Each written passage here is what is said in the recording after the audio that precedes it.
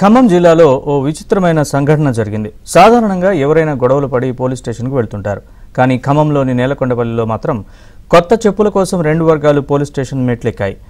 ఆ చెప్పులు తమవంటే తమవంటూ ఫిర్యాదులు చేసుకున్నాయి. దీంతో ఆ గొడవ విని పోలీసులు తలలు పట్టుకున్నారు.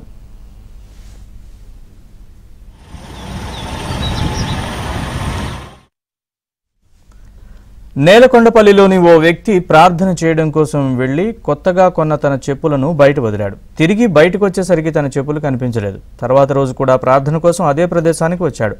అయితే తాను పోగొట్టుకున్న చెప్పులు అక్కడ కనిపించడంతో ఆ చెప్పులు ఎవరు వేసుకొచ్చారో చూద్దామని అక్కడే ఎదురుచూశాడు. ఇంతలో ఓ యువకుడు ఆ చెప్పులు ధరిస్తూ ఉండడంతో ఆ చెప్పులు తనవేనంటూ ఆ యువకుడితో గొడవకు దిగాడు.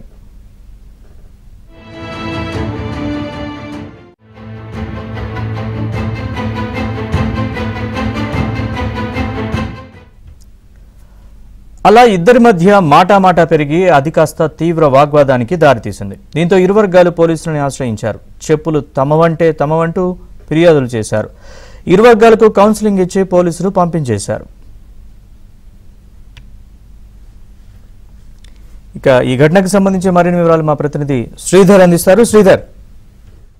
నరేష్, ఖమ్మం జిల్లా నేలకొండపల్లి పోలీసులు కొత్త సమస్యను ఎదుర్కొంటున్నారు. ఏం చేయాలో అర్థం కాని పరిస్థితిలో ప్రస్తుతం నేలకొండపల్లి పోలీసులు ఉన్నారు.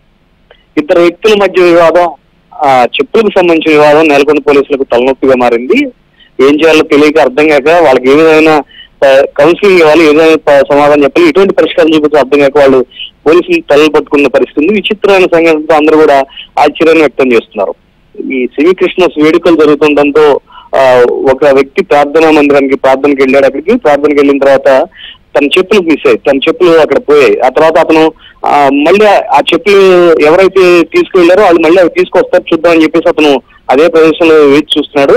ఇంకొక యువకుడు సేమ్ అదే రకం అతను పోగొట్టుకున్న చెప్పులు వేసుకుని అక్కడ రావడంతో అతను నిలదీశాడు. ఈ చెప్పులు నావే, నువ్వు ఇక్కడ నుంచి కొట్టేసావు అని చెప్పేసి అతను నిలదీయడంతో అతను గొడవకి దిగాడు.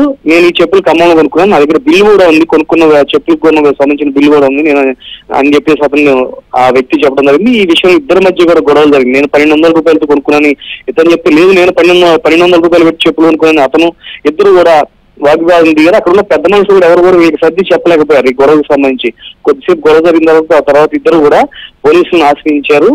ఈ విచిత్రమైన పరిస్థితికి పోలీసులు తలలు పట్టుకున్నారు. అసలు వీళ్ళకి ఏం చెప్పాలి? చెప్పుల కోసం పోలీస్ స్టేషన్కి వచ్చి మమ్మల్ని ఇచ్చేస్తారనే పరిస్థితిలో పోలీసులు కూడా వాళ్ళు ఏం చేయాలో అర్థం కాని పరిస్థితిలో వాళ్ళు ఉన్నారు. చివరికి ఇద్దరిని కూడా కూర్చోబెట్టి కౌన్సిలింగ్ ఇచ్చి పంపించేసిన పరిస్థితి నెలకొండపల్లిలో కనపడుతుంది. ఈ ఘటన, ఈ చెప్పుల వివాదాలకు సంబంధించిన ఘటన చర్చనీయాంశంగా మారింది. అది అయితే శ్రీధర్, చివరికి చెప్పులు వాళ్ళిద్దరిలో ఎవరికైనా ఇచ్చారా పోలీసులు, లేకపోతే ఇద్దరిని పంపించేశారు?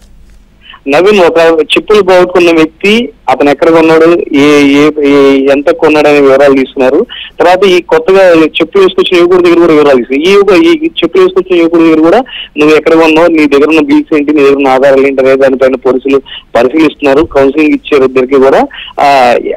ప్రస్తుతం ఇద్దరి దగ్గర బిల్స్ ఉన్నాయి, ఇద్దరు కొనుక్కున్నారు.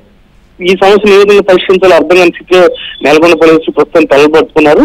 మేము మళ్ళీ మీతో మాట్లాడతామని చెప్పేసి వాళ్ళు కౌన్సిలింగ్ ఇచ్చి పంపించేసిన పరిస్థితి అయితే స్టేషన్ దగ్గర